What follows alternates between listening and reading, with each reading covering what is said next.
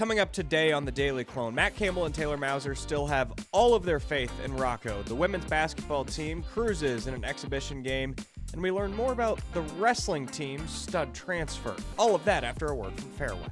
We know that carrying your groceries out to your car seems a bit old school. That saying hello and asking about your day feels like a thing of the past. Being best at fresh, it's not just a fad. Serving high-quality meat at affordable prices? Talk about a throwback. But at Fareway, that's kind of our thing. Because some things never go out of style. Friendly at Fareway. It's more than just a name.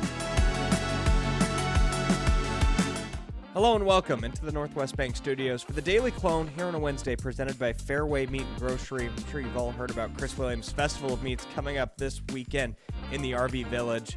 You know exactly where he's getting those delicious cuts of meat, his local Fareway. You should go do the same ahead of your tailgate on Saturday. It's a big game. Iowa State's riding a 3-game losing streak and has a very winnable game coming up, especially as Arizona State is missing their quarterback, Sam Leavitt. The Cyclones are favored by 7.5, and it's a must-win. They have to win this if they want to rally to have a good end of the season, and a lot of that is going to fall on the shoulders of Rocco Becht. Fair or not fair, he's the quarterback, and he takes the fall when they lose, and he gets credit when they win. In the last 3 games, Rocco clearly hasn't been the same. What's bothering him? We still don't really know, and I know he's searching for those answers. The staff is searching for those answers. Regardless of what the answer is, Matt Campbell and Taylor Mouser still have all the faith in the world in number 3. Probably at times the last couple games, really the last 3, we've asked him to do a lot more than probably he should be being asked to do, just because of the game flow, some of the situations that we've been under, with our kicking situation and different things. And so, boy, man, we put a lot on his plate, and I think he's responded in a really positive way to a lot of it. And probably very similar to what I'm talking about with the coaches is like, listen, man, like I don't know what, he was 16 and 19 at one point on Saturday and was just, giving us every opportunity to win the football game. Like, stay within yourself. Great poise. We're going to be just fine, and we got to keep doing a great job of finding those inches that we're missing.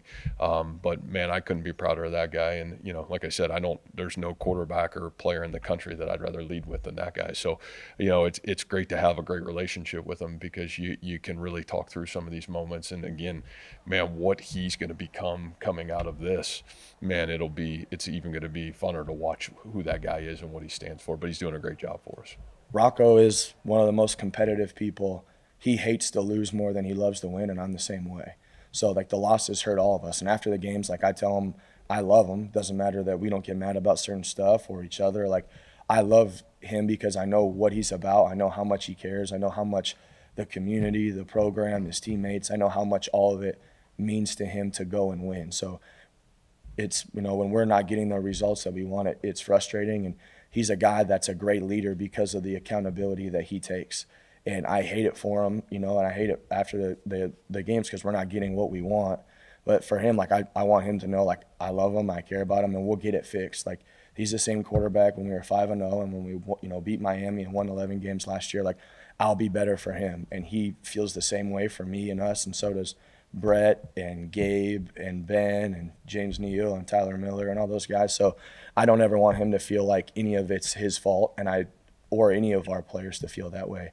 And when you're the quarterback, you carry a heavy burden already, and it's already, you get a lot of credit when it goes good and not when it goes bad. And he's a legend here. He's one of the greatest to ever play here, and I don't want him to forget that because we've lost a couple games. Matt Campbell said Tuesday that kicker Jace Gilbert has a good shot to play on Saturday, which would be absolutely massive for the special teams unit.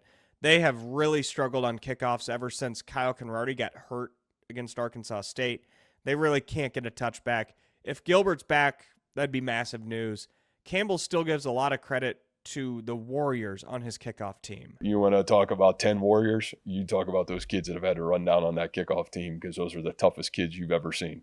What those kids have done have been absolutely incredible. So, again, when the ball's getting caught on the 15-yard line with no hang time and you're asked to run down there, that's a tough challenge. So, and again, that's not a discredit to anybody, because we're asking everybody to step up. But those 10 kids have been running down buddy, those are about the toughest kids you're going to find in this state. The Iowa State women's basketball team won their first and only exhibition game, an 84-53 win over Wisconsin Oshkosh. Audie Crooks scores 24 points, pulls down 7 rebounds. Addie Brown scores 17, and then Jada Williams throws in 8 points and also 7 assists with only 1 turnover. The Cyclones get things underway next Monday at 11 a.m. to open the regular season. In case you missed it, Jacqueline Cordova did an incredible job with Wrestling Media Day coverage over on our YouTube channel. One of the wrestlers that she talked to is Rocky Elam, the Missouri transfer who's a 4-time All-American. He certainly had bigger and better paydays elsewhere, but Iowa State is where he wanted to be. To be quite honest, I could have gotten a lot more money to go elsewhere. So I think that goes to show that I want to be here. Intentionally, I want to be here. But, to start, I think it was the best fit for me. And I give props to Dresser. He was the first one that reached out and kind of let me know that I was on his radar. Whether I was on other people's radar or not, I didn't know it, and Dresser made it known to me first. So kudos to him for showing interest to me and initiating that relationship and that kind of relationship between ourselves personally and between myself and Iowa State Wrestling by getting myself up here for a workout with Younger. But yeah, I think it was the best fit for me. I saw how smart and how good of a coach Perry was, and he sold me on, we'll be able to get you ready for a national title, health-wise, technique-wise, tactic-wise, and we will work with you every day and really meet your needs. That was one thing that I made known to them before I got here was I have needs that I need for the sake of my health and training that I have to have met, and we agreed on them. So it was really easy because I knew we were on the same page. Jacqueline did just a great job on those one-on-one interviews. Again, if you missed them, they're over on our Cyclone Fanatic YouTube channel. And while we're in the middle of crossover season with football, men's and women's basketball, wrestling all going on at the same time, if you aren't subscribed to Cyclone Fanatic on YouTube, what are you doing? It's the hub for all of your Iowa State video content, whether it's my post-game and midweek press conference reports, game highlights, full press conferences, full interviews with the players. We have all of it, including all of our podcasts on video. There truly is no better spot for a Cyclone fan to be. So go to Cyclone Fanatic on YouTube, subscribe, leave a like, leave a comment, and thank you for your support of the Daily Clone here in the Northwest Bank Studios.